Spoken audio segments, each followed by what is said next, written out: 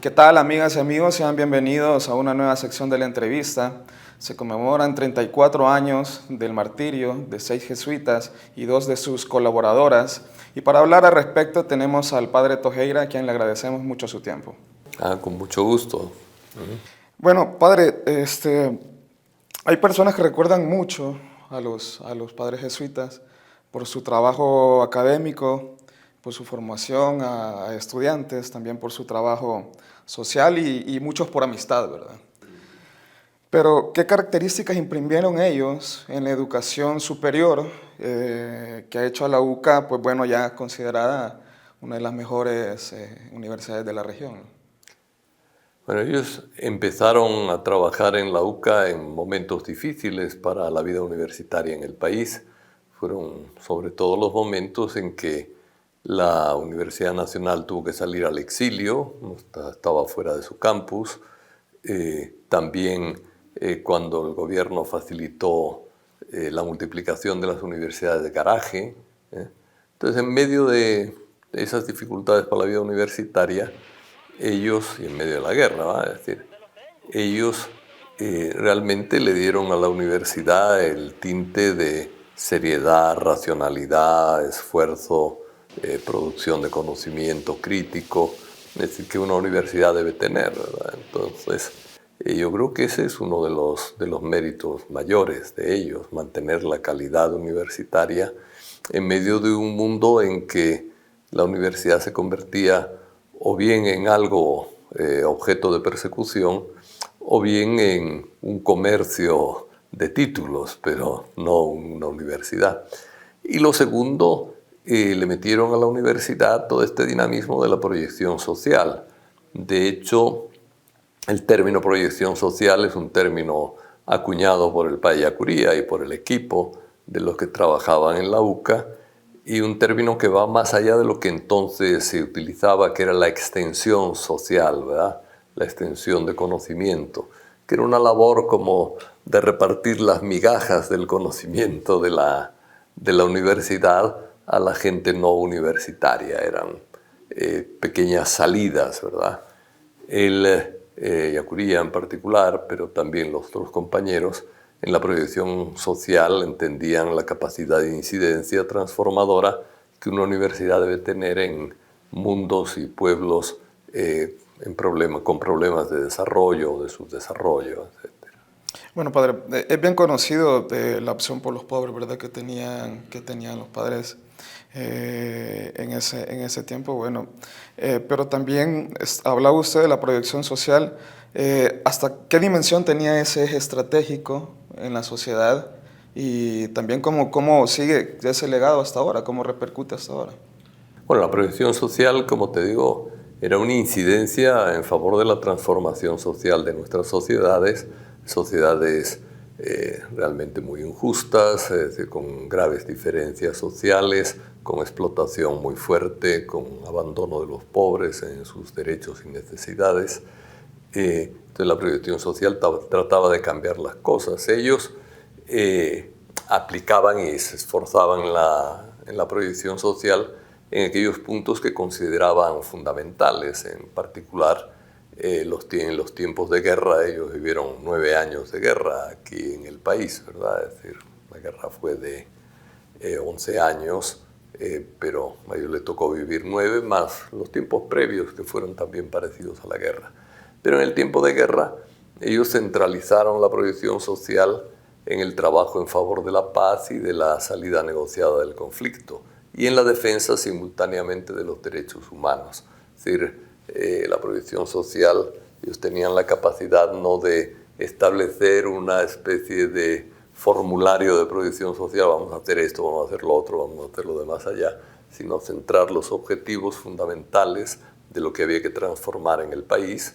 Había que transformar el país de un país en guerra a un país en paz, de un país en polarización armada a un país en diálogo, y había que transformar el país de un país violador de derechos humanos a un país respetuoso de derechos humanos, ¿verdad? Es decir, centraban los objetivos de la proyección social y luego ponían todos los mecanismos de la universidad en favor de esos objetivos, ¿verdad? Es decir, yo creo que ese es el gran aporte.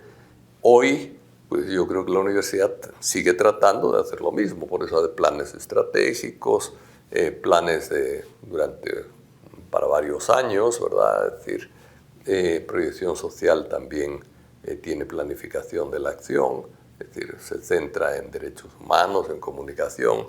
Han ido creciendo los objetivos, ¿verdad? Porque la situación es ya una situación distinta, no tiene un problema fundamental que es el de la guerra, sino problemas fundamentales hoy todavía sigue siendo la pobreza y la desigualdad social y la debilidad de las instituciones, el Estado de Derecho en definitiva por las tendencias autoritarias existentes. Entonces, la UCA yo creo que enfoca esos mismos problemas y mantiene la memoria histórica, es parte del abandono de los pobres, ¿verdad? El no reconocer la memoria histórica, la falta de una justicia transicional, etc. Pues, la UCA concentra en una situación más amplia que tiene como objetivos más amplios, como puede ser la pobreza o la desigualdad, que se abordan desde distintos puntos de vista, no como la guerra, que se aborda solo desde un punto de vista, ¿verdad? Paz, pues, pero sigue realmente trabajando con la misma línea y la misma dimensión. Padre, a 34 años de ese hecho fatídico que marcó a la sociedad salvadoreña, la Iglesia ha promovido, o bueno, se habla que se está promoviendo la beatificación del Padre Ellacuría y los demás padres jesuitas. ¿Qué significado tiene eso para la Compañía de Jesús y para la comunidad católica?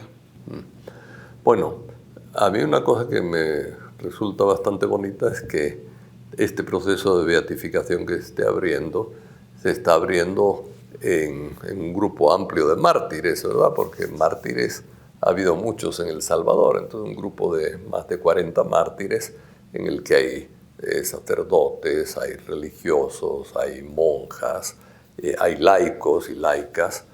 Entonces, es como una familia, ¿verdad? Es decir, una familia de mártires que se le reconoce su valor de víctimas, ¿verdad? Se le reconoce su testimonio, se le reconoce el impacto y el protagonismo que tuvieron los mártires en general en el fin de la guerra civil. Es decir, yo creo que a los jesuitas lo que les daba fuerza para seguir trabajando era el sacrificio de tanta gente inocente, es decir, que podemos llamar mártires en un sentido amplio de testigos de humanidad, pero que movían pues, a personas con una profunda fe cristiana a solidarizarse, ¿verdad? Y entonces dentro de los mártires hay unos más famosos o más señeros, ¿verdad? Ellacuría pues tenía una fama internacional grande, lo mismo Martín Baró, sobre todo en América Latina o en América en general, con la psicología. Montes acababa de recibir un premio en Nueva York, creo, o en Washington, por su trabajo con los migrantes. Fue el que empezó realmente estudios un poco sistemáticos sobre la migración en El Salvador.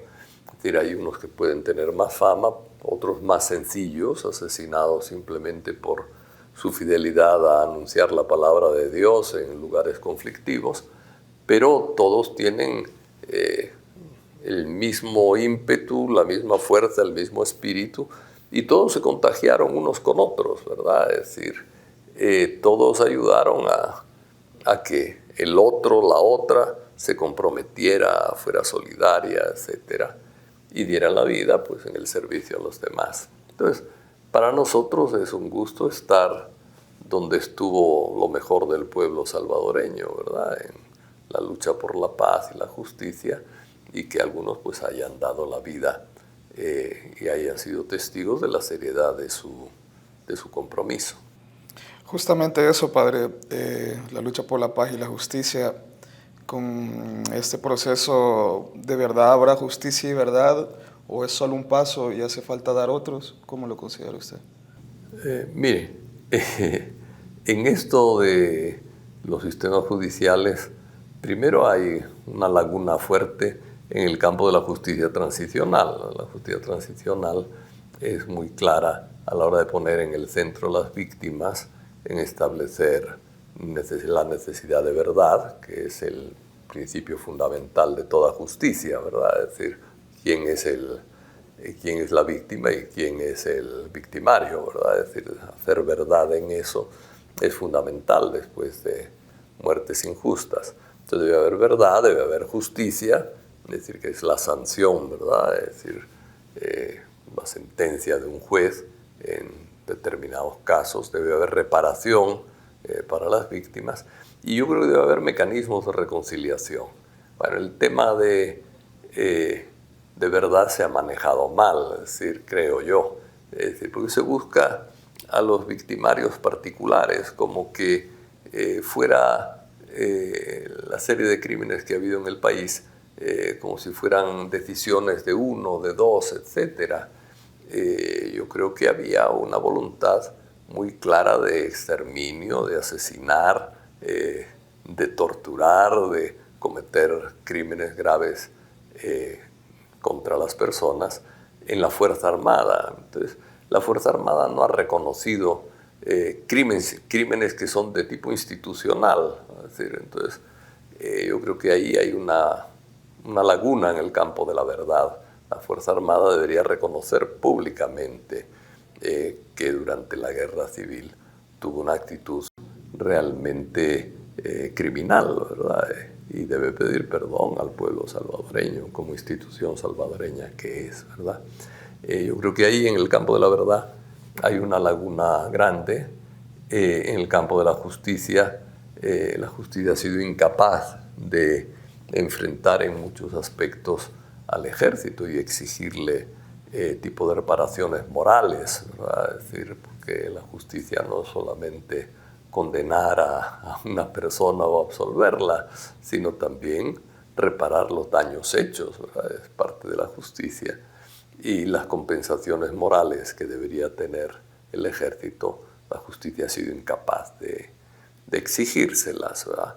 En el tema de la reparación se ha hecho algunas pequeñas cositas con algunos, pero más ha reparado la sociedad civil con el recuerdo, con la memoria, etcétera, que lo que haya hecho el Estado. Ahí también hay lagunas, y mecanismos de reconciliación no han pasado del perdón y olvido o de una justicia puramente vindicativa, ¿verdad? Este fue el que estuvo ahí, a este lo vamos a condenar. A veces ni eso, ¿verdad? Es decir, hay que recordar que a los que dispararon sus fusiles contra los jesuitas los absolvieron en el primer caso. Hay 3 casos. En el caso de los jesuitas hay uno que está pendiente, cuya creo que la audiencia inicial o preliminar, no sé cómo le llaman, va a empezar el 4 de diciembre. Pero de todas maneras los fallos han sido grandes en el caso anterior y también en el que se realizó en España, que está detenido el coronel Montano. Claro, dentro de la injusticia general vemos un éxito de que haya un coronel preso, pero digo, en general hubo también deficiencias graves. Se les pidió la extradición de personas de aquí implicadas en el caso jesuitas a la Corte Suprema, y la Corte Suprema denegó la extradición, ¿verdad? Entonces, yo creo que hay como graves fallos en todo el conjunto, ¿verdad? Puede haber éxito en una sentencia o en otra, o algunos éxitos parciales, pero el conjunto es bastante triste, ¿verdad? Y, bueno, la incapacidad incluso de sacar una buena ley de justicia transicional que contemple los 4 aspectos que he dicho, demuestra un poco la falta de voluntad estatal de hacer algo serio al respecto. Padre, para finalizar y hablando justamente de esa combinación de palabras de perdón y olvido, ¿por qué es importante seguir recordando? ¿Por qué es importante seguir conmemorando estos hechos? Considerando que, pues bueno, somos famosos por tener un poco de memoria corta, ¿verdad? Mira, hay un antiguo padre de la iglesia, ¿verdad?, que decía que lo que ayer vivíamos con lágrimas, hoy la recordamos con alegría. Hablando de los mártires del tiempo del Imperio Romano. La importancia de recordarlos es que realmente estas personas son ejemplares y son las personas que nos indican por dónde debe caminar nuestra vida, de capacidad de decisión en la vida, capacidad de tener principios a los que uno puede seguir con energía, capacidad de análisis de la realidad, de tomar opciones humanas profundamente solidarias con los demás. Es decir, dan un sentido a la vida, ¿no? Es decir, en un mundo en el que el dinero, el poder, el placer a veces se convierten como en los objetivos fundamentales, la solidaridad, la amistad, la búsqueda del bien común, la solidaridad con los más débiles y con los más pobres. Es decir, yo creo que dan un sentido de la vida mucho más generoso, bueno y mucho más capaz de generar alegría profunda en uno que las alegrías que se nos presentan de festivales de mises y cosas de esas, que son mucho más superficiales, ¿verdad? Entonces yo creo que el recordarlos es un estímulo para vivir con dignidad fundamentalmente. Padre, siempre un gusto tenerlo por acá, muchas gracias. Con mucho gusto he estado con ustedes. Y a ustedes, amigas y amigos, muchas gracias por habernos acompañado. Esperamos que haya disfrutado esta sección de la entrevista. Siga con más de su programa Miradas.